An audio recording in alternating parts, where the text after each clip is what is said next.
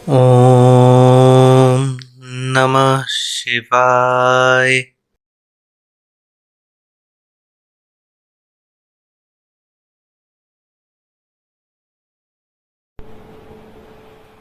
नमस्कार।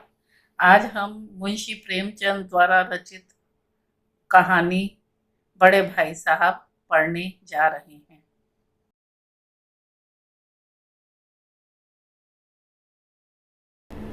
बड़े भाई साहब कहानी कथा सम्राट, उपन्यास सम्राट मुंशी प्रेमचंद द्वारा रचित है।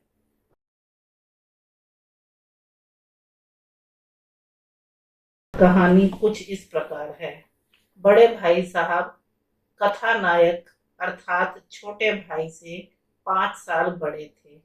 शिक्षा जैसे महत्वपूर्ण कार्य में कोई जल्दबाजी नहीं करना चाहते थे, इसीलिए 1 साल में एक कक्षा पास करने के स्थान पर उसे 2 साल में, कभी कभी 3 साल में पास करते थे, जिससे शिक्षा की नींव मजबूत हो।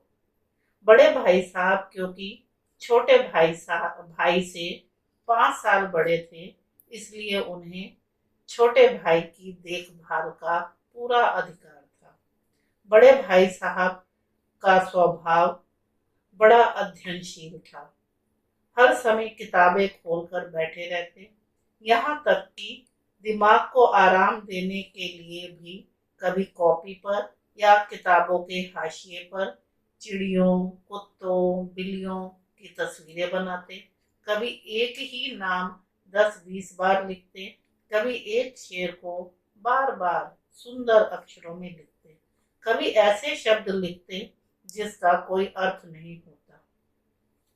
कथा नायक 5वीं में थे तथा बड़े भाई साहब 9वीं कक्षा में पढ़ते थे।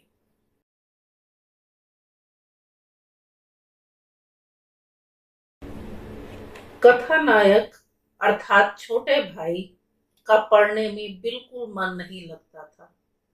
अक्सर वो खेलने लग जाते, कभी हॉस्टल के मैदान में कंकरियां उछालते, कभी कागज की तितलियां उड़ाते। अगर कोई साथी मिल जाता तो फिर तो कहना ही क्या।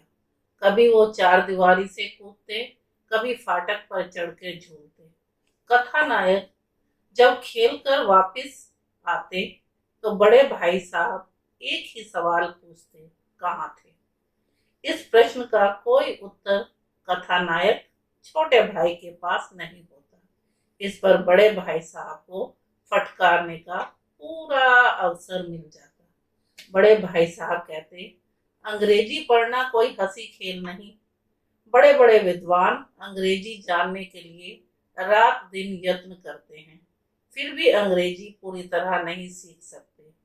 मैं किसी मेहनत से पढ़ता हूँ, कभी कोई खेल तमाशा नहीं देखता, फिर भी एक एक कक्षा में 2 साल तो कभी 3 साल लगा देता हूँ। अगर तुम खेल कूद में समय गंवाना चाहते हो तो पढ़ो ही नहीं, घर वापस चले जाओ। बड़े भाई साहब की फटकार सुनकर छोटा भाई सोचता, अब वो पढ़ेगा, और अपना फटाफट टाइम टेबल बनाने लगता, जिसमें खेल के लिए कोई स्थान नहीं होता। मगर छोटा भाई अपने बनाए टाइम टेबल पर अधिक देर नहीं टिक पाता। मैदान की हरियाली, हवा के झोंके, फुटबॉल की उछल कूद, कबड्डी के दाव पेच, वॉलीबॉल की तेजी उसे अपनी ओर खींचती, और कथा नायक बड़े भाई साहब की फटकार भूलकर खेलने चल पड़ता।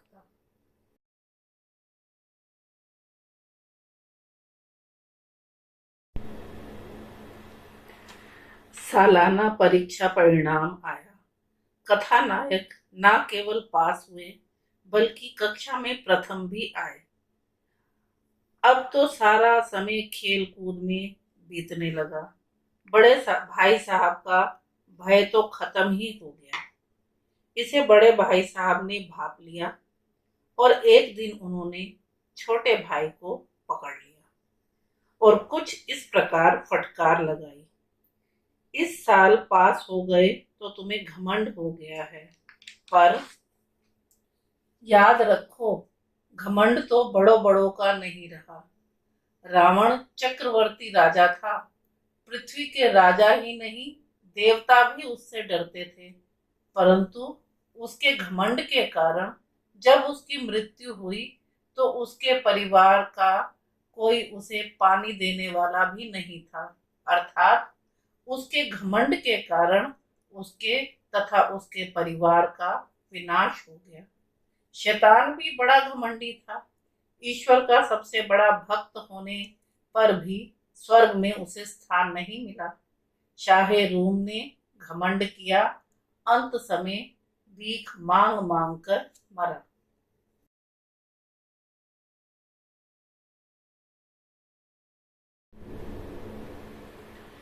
बड़े भाई साहब ने आगे कहा, पढ़ाई आसान नहीं है।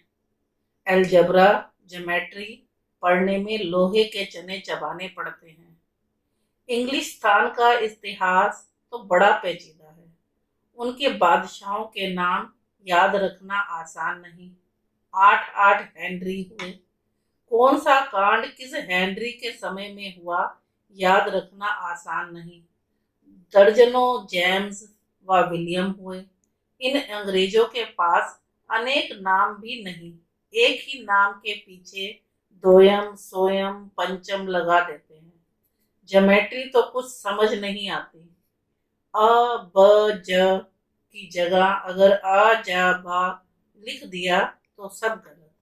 परीक्षा में संक्षेप में समय की पाबंदी पर निबंध लिखवाते हैं जो 4 पेज से कम नहीं होना चाहिए। यह केवल समय का दुरुपयोग है। स्कूल का समय था, नहीं तो पता नहीं कब तक भाई साहब की उपदेश माला चलती। छोटे भाई फिर डर गया और डर कर उसने पढ़ने का निश्चय किया।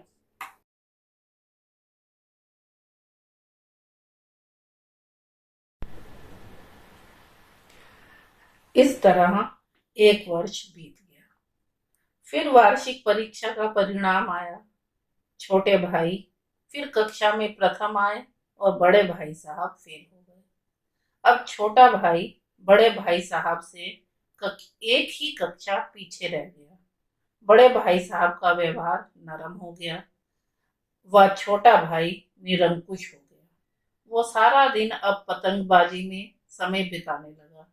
एक दिन छोटा भाई कटी पतंग के पीछे भागा जा रहा था। बड़े भाई साहब ने वो कटी पतंग पकड़ ली तथा छोटे भाई को एक बार फिर फटकारा।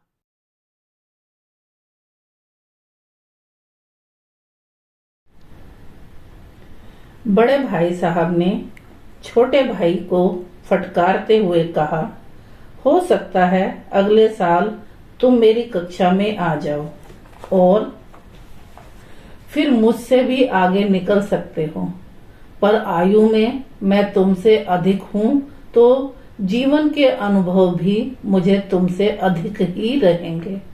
हमारे माता पिता अनपढ़ हैं, पर उनके जीवन के अनुभव बहुत अधिक हैं। हम छोटी छोटी बातों से घबरा जाते हैं, वो नहीं। हेडमास्टर साहब इतने पढ़ लिख गए, ऑक्सफोर्ड से पढ़े, फिर भी घर नहीं चला सके, हमेशा कर्जदार रहे। पर जब उनकी बूढ़ी अनपढ़ माँ ने घर को संभाला तो खूब संभाला। बड़े भाई साहब ने छोटे भाई साहब से ये भी कहा, मन मेरा भी खेलने को करता है, परंतु अगर मैं भी खेल कूद में लग जाऊं तो तुम्हारी रक्षा कैसे करूंगा। भाई साहब की इस बात को सुनकर छोटे भाई का मस्तक बड़े भाई साहब के सामने सम्मान में झुक गया। आशा करती हूँ आपने कहानी का आनंद लिया होगा। आप इस कहानी या अन्य पाठों को विस्तार से पढ़ना चाहते हैं तो आप मेरी वेबसाइट vasundharahindy.com पर विजिट कर सकते हैं। इसका लिंक डिस्क्रिप्शन बॉक्स में दिया गया है। यह साइट पूरी तरह से फ्री है। धन्यवाद। फिर मिलेंगे।